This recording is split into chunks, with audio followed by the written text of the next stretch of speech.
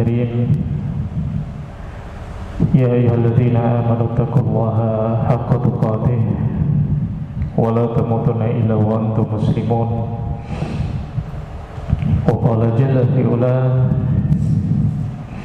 يا أيها الناس اتقوا ربكم الذي خلقكم من نفس واحدة وخلق منها زوجها وبث منهما رجالا كثيرا ونساء واتقوا الله الذي تساءلون به والأرحام إن الله كان عليكم رقيبا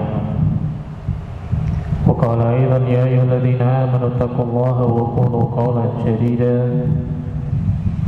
يصلح لكم أعمالكم ويغفر لكم ذنوبكم ومن يطع الله ورسوله فقد فاز فوزا عظيما أما بعد Alhamdulillah, segala puji dan syukur kepada Allah Subhanahu wa taala atas karunia dan kenikmatan yang Allah Subhanahu wa taala berikan kepada kita semua. Kemudian semoga salawat dan salam diberikan kepada Nabi Muhammad sallallahu alaihi wasallam, diberikan kepada para sahabatnya, keluarganya, dan juga seluruh orang-orang yang mengikuti petunjuk beliau dengan baik sampai kelak datangnya hari kiamat. Saudara sekalian yang dimuliakan oleh Allah Subhanahu wa taala, Syekh Muhammad bin Shalih Al-Utsaimin, semoga Allah Subhanahu wa taala merahmati beliau, dalam kitab Makarimil Akhlaq menjelaskan tentang contoh-contoh adab dan akhlak yang mulia yang hendaknya dimiliki oleh setiap muslim. Di antara contoh dari adab-adab dan akhlak yang baik, yang pertama adalah antasila man qata'aka, engkau menyambung silaturahim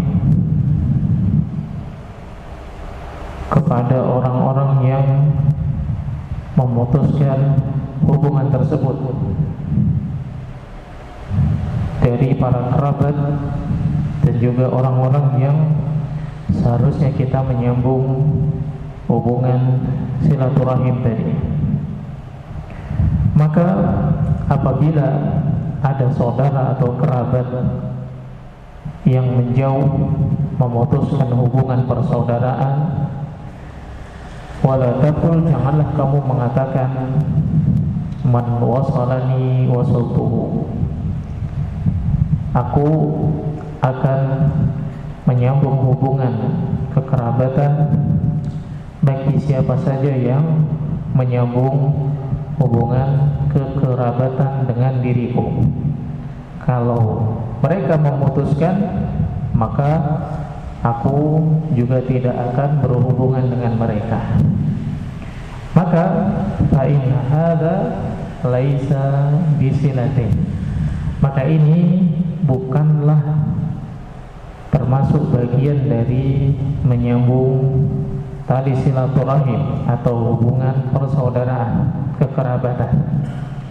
Jadi ketika seorang mengatakan orang yang menyambung hubungan dengan aku akan sambung hubungan dengan dia. Kalau dia pergi, dia nggak peduli, maka aku juga bersikap yang sama. Maka ini adalah sebagaimana dikatakan oleh Nabi SAW.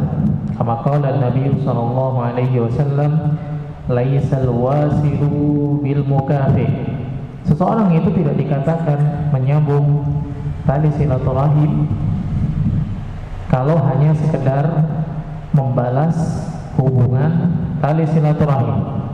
Jadi seorang itu dia dikatakan sebagai al-wasil, orang yang menyambung tali silaturahim, jika hanya sebatas kalau ada kerabat atau keluarga yang berbuat baik kepadanya, dia juga berbuat baik kepadanya. Innamal wasilu, ketahuilah sesungguhnya orang yang menyambung tali silaturahim itu adalah man idza quti'at rahimahu wasalaha, jika dia diputus hubungannya oleh kerabatnya, maka dia menyambungnya. Jadi ketika ada keluarga yang pergi meninggalkan dia, menjauhi darinya atau mengucilkan dia, maka dia menyambungnya. Ini hadis yang diriwayatkan oleh Imam Bukhari. Jadi seseorang dikatakan menyambung hubungan kekerabatan, dikatakan silaturahim.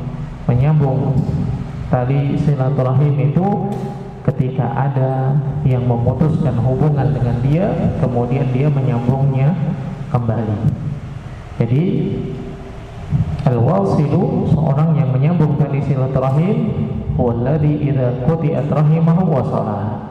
Kalau ada orang yang memutus hubungan dengan dia, maka dia berusaha menyambungnya kembali.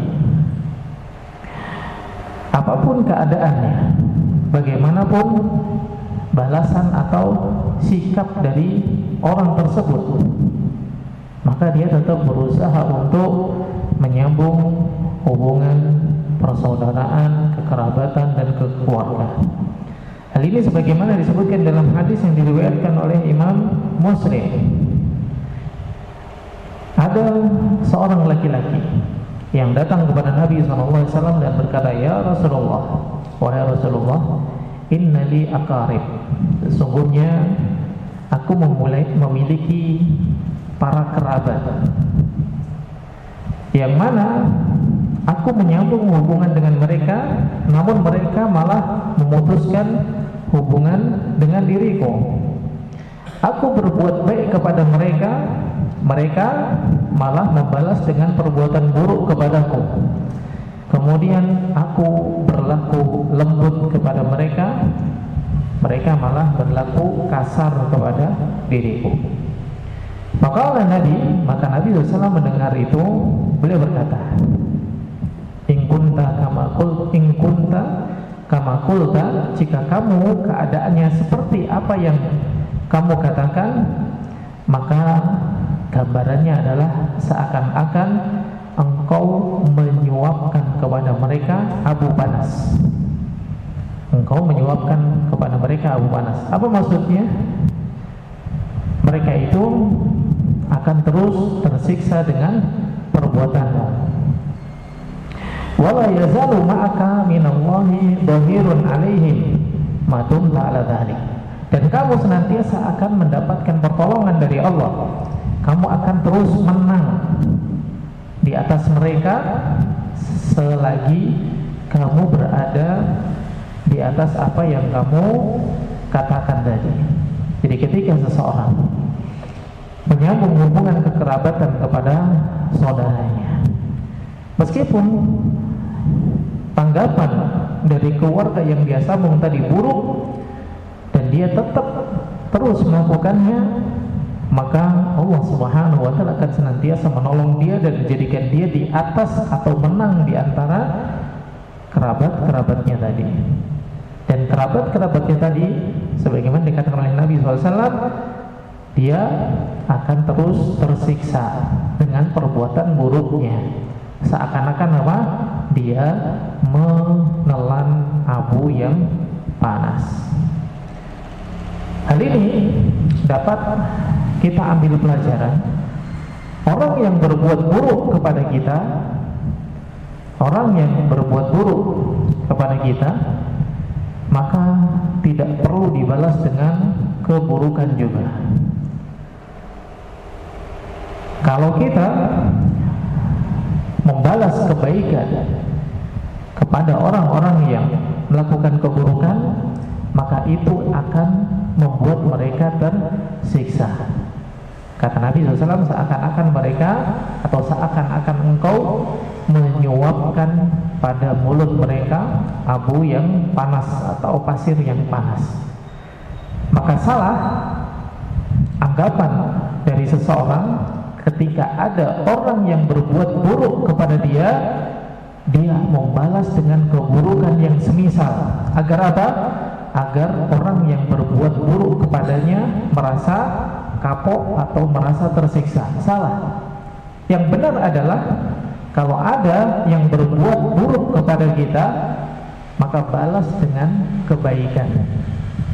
Selagi kita membalas kebaikan kepada orang-orang yang berbuat buruk kepada kita, Maka kata Nabi SAW, seakan-akan engkau menyuapkan kepada mereka abu yang panas, dan mereka akan merasakan penyesalan di dalam hati mereka ketika mereka melakukan keburukan kepada kita dan kita balas dengan kebaikan. Mereka akan merasakan penyesalan di dalam hatinya, menyesal, kemudian merasa bersalah. Itu yang dia akan rasakan. Tapi ketika ada seseorang melakukan keburukan kepada orang lain, kemudian dibalas dengan keburukan, maka tidak ada penyesalan di sana. Kenapa? Sama-sama buruknya. Sama-sama buruknya. Akhirnya keburukannya semakin bertambah. Yang melakukan keburukan mendapatkan keburukan yang terus bertambah. Demikian pula yang diperlakukan dengan perlakuan yang buruk, kemudian dia membalas dengan keburukan, dia pun juga mendapatkan keburukan yang semisal. Maka hadis Nabi SAW yang diriwayatkan oleh Imam Muslim ini, kisah tentang seseorang yang datang kepada Nabi SAW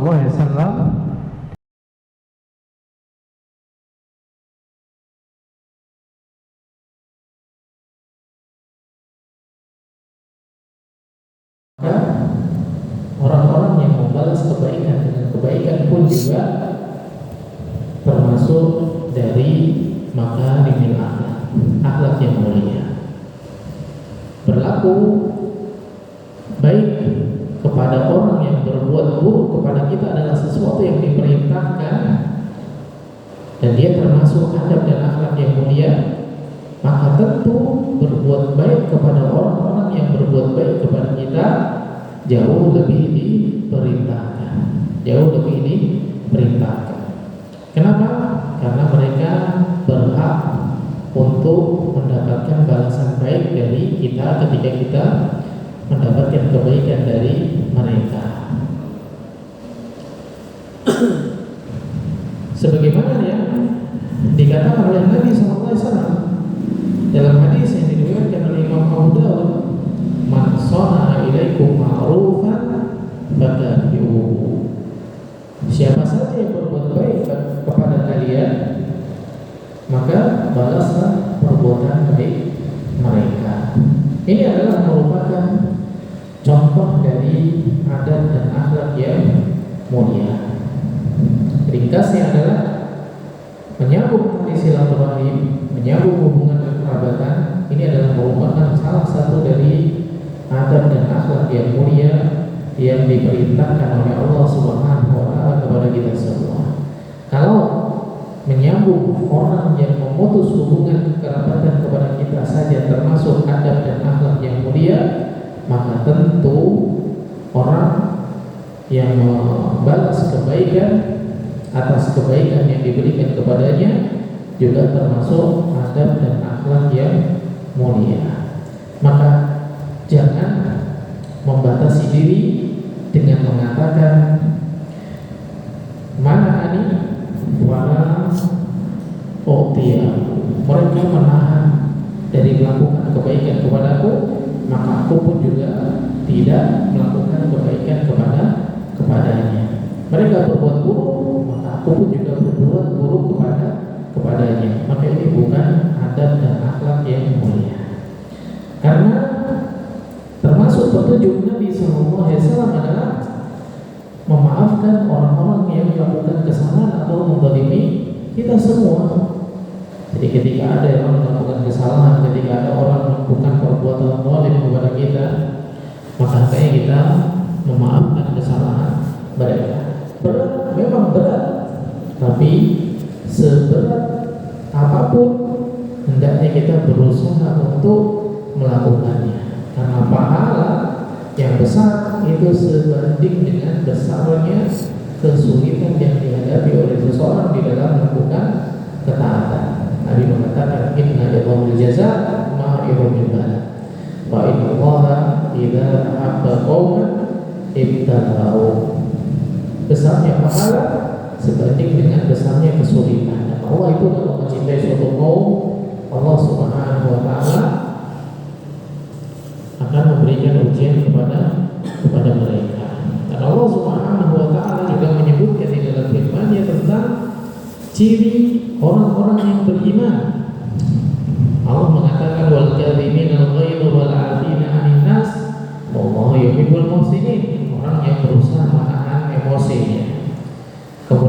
memaafkan kesalahan manusia, maka Allah mencintai orang-orang yang berbuat baik. Allah Subhanahu wa taala telah menyebutkan di dalam surat Fussilat ayat yang ke-34 bahwasanya orang yang senantiasa berbuat baik dan orang yang berbuat buruk itu tidak sama. Allah mengatakan la tastawi al-hasanatu wal sayyi'ah. Kebaikan dan keburukan itu tidak sama di hadapan Allah Subhanahu wa taala. Kita semua tahu ini perkara yang baik, ini perkara yang buruk, ini akhlak yang mulia, ini akhlak yang tercela. Itu tidak sama. Maka idfa billati hiya ahsan. Balaslah setiap perbuatan orang dengan apa? Billati hiya ahsan, dengan yang lebih baik. Kalau diperlakukan dengan perlakuan yang buruk, balas dengan yang lebih baik, bukan dibalas dengan keburukan yang semisal. Maka di sini Allah mengatakan la tastawi hasanatu wa sayyi'ah. Perkara yang baik dan perkara yang buruk itu tidak sama. Maka idfa billati hiya ahsan, balaslah dengan balasan yang lebih baik. Ini perintah dari Allah Subhanahu wa taala. Maka memaafkan perbuatan buruk orang lain ini termasuk makarim al-akhlak, akhlak yang mulia.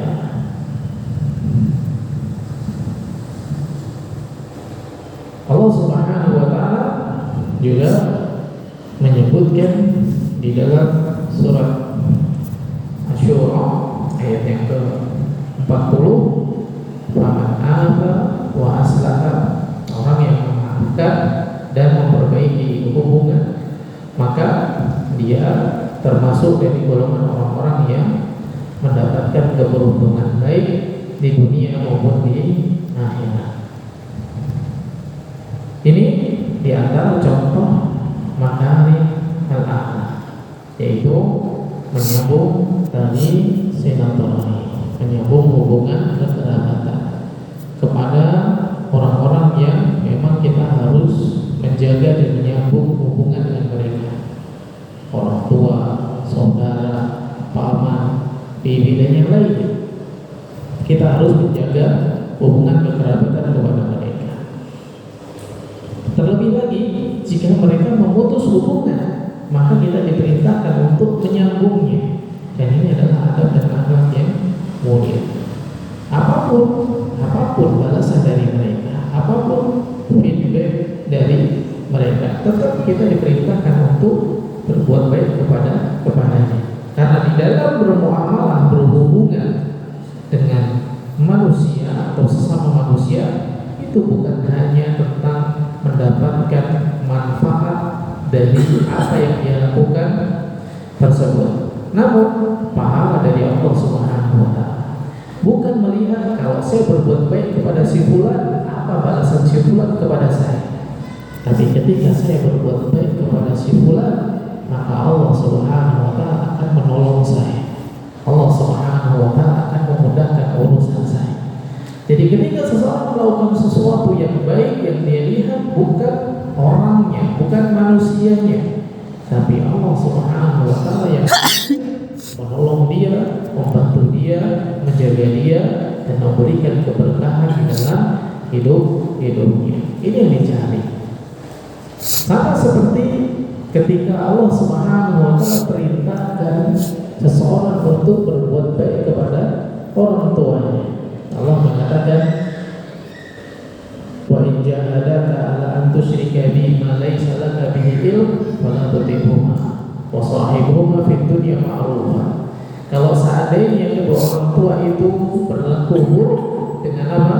Memerintahkan dan memaksa untuk melakukan kesyirikan, beribadah kepada selain Allah. Ini dosa yang paling besar, keburukan yang paling buruk dari seseorang, yaitu memaksa, mengajak orang untuk beribadah kepada selain Allah. Fala tuti'huma, kita nggak boleh taat kepada mereka. Tapi apa?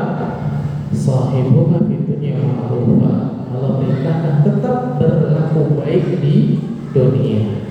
Maka berbuat baik itu bukan tentang orang yang kita hadapi ini orang yang baik atau orang yang tidak baik, orang lembut atau orang yang kasar.